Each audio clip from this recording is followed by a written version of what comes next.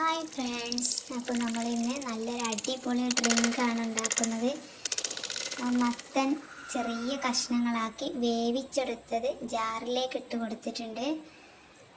അതിനുശേഷം നമുക്കതിലേക്ക് കുറച്ച് പഞ്ചസാര ഇട്ട് കൊടുക്കണം.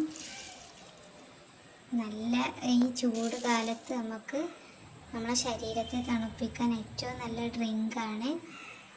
എല്ലാവരും ഉണ്ടാക്കി നോക്കണം. എന്നിട്ട് നമുക്ക് അതിലേക്ക് കുറച്ച് പാലൊഴിച്ച് കൊടുക്കണം. കുറച്ച് വെള്ളം കൂടെ ചേർത്ത് കൊടുക്കാം. എന്നിട്ട് ഒന്ന് ജാറിൽ അടിച്ചെടുക്കാം. അതിനുശേഷം സെർവ് ചെയ്യാം.